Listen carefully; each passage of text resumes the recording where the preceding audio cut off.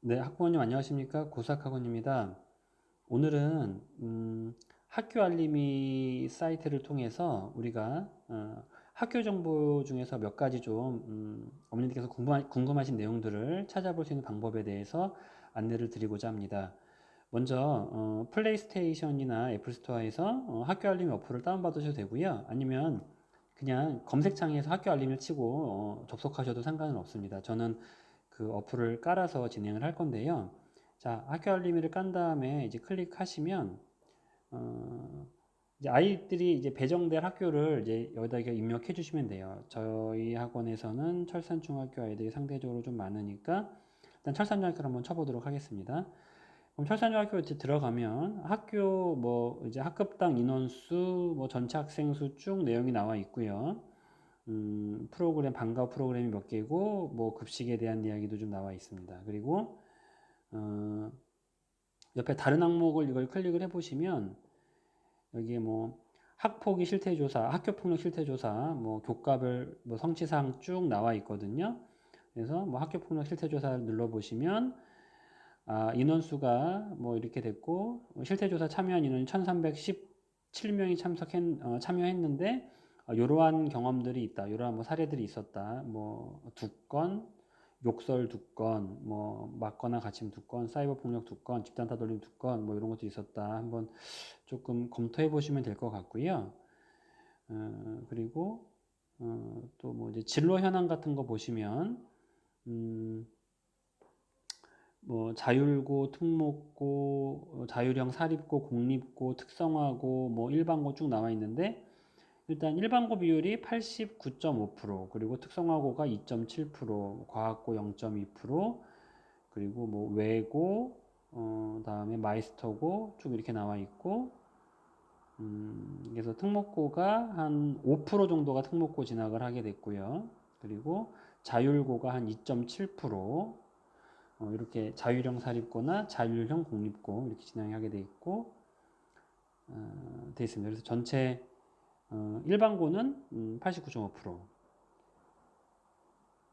그래서 전체 특목고 진학 비율로 보면요, 5%하고 2.7%니까 7.7% 정도 되네요. 7.7% 정도. 그러니까 광명시에서 지금 특목고 진학률이 3.7%인데 철산중학교는 조금 더 높은 편입니다. 그거에 비해서. 자, 다음에 또 이제 어머님들께서 궁금하신 게 바로 이제 성적일 텐데요. 오늘은 요 성적 얘기 한번 해볼게요. 교과별 학업 성취사항을 이제 클릭을 하시면 1학년은 이게 없어요. 점수가 시험이 없으니까. 그래서 2학년 점수 보시면 여기에 이제 뭐 역사부터 쭉 해서 평균과 표준 편차가 나와 있죠.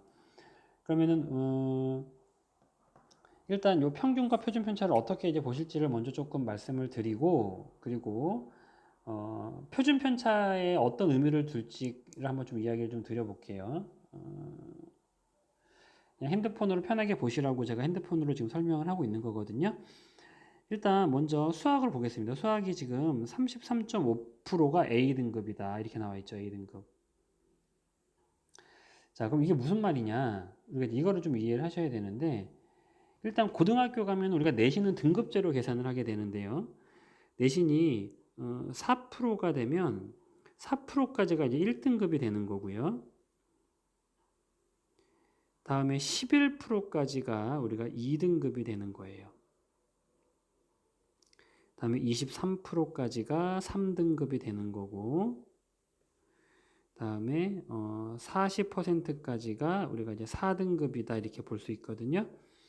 그러면 33.5%라는 것은 이미 3등급을 넘어가는 거니까 3등급 컷 안에 못 들어간다는 얘기니까 90점을 맞아도, 그러니까 A등급을 맞아도 등급으로는 4등급이 나온다 이렇게 보셔야 되는 거죠. 그러니까 그 중학교에서의 A등급이 그러니까 생각보다 변별력이 높은 것은 아니다 이렇게 조금 말씀드릴 수 있고, 또 표준 편차라는 거는 뭐냐면 평균을 중심으로 해서 성적대가 얼마나 많이 흩어져 있느냐를 이야기하는 건데요. 보통 우리가 이제 14, 15가 넘어가면은 조금 많이 흩어져 있는 거고요. 14, 15 이내면은 조금 평균에 가까이 모여 있다고 보는데 뭐 체육 같은 거는 이제 조금 표준 편차가 낮죠. 그래서 이렇게 조금 점수대가 모여 있다라고 조금 볼 수 있어요. 그래서 요거는 이제 표준 편차는 평균이 높고 표준 편차가 작다. 그럼 높은 점수대의 아이들이 많이 모여 있다는 거니까 그만큼 이제 학교의 학업 역량이 뛰어나다라고 볼 수도 있는 건데요. 제가 예를 들어서 다른 학교를 한번 볼게요. 지금 철산중학교 상황은 이런 거고요. 저희가 한번 저기를 한번 보겠습니다. 다른 학교 청심국제중학교를 한번 볼게요. 한번 찾아보겠습니다. 청심국제중.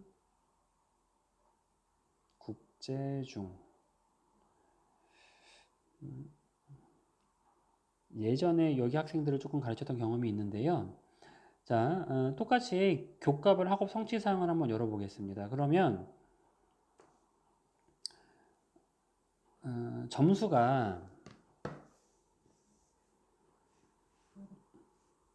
평균이 뭐 93점, 92점, 88점, 95점, 뭐 영어가 95점 이래고 표준 편차가 다 막 5, 8, 9 거의 다 10 이내거든요. 10 이내예요. A등급의 비율이 뭐 79.2, 82.1, 뭐 80.2 뭐 이렇게 돼 있죠.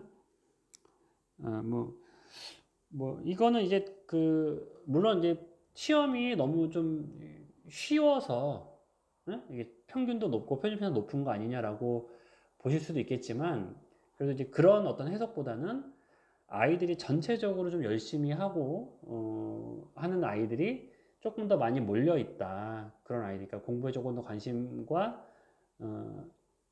관심이 많고 실제로 좀 열심히 하는 친구들이 분포가 더 많다. 이렇게 보는 게 조금 더 타당할 것 같습니다. 자, 다음에 다시 철산중학교 내용을 한번 좀 넘어가 보도록 하겠습니다.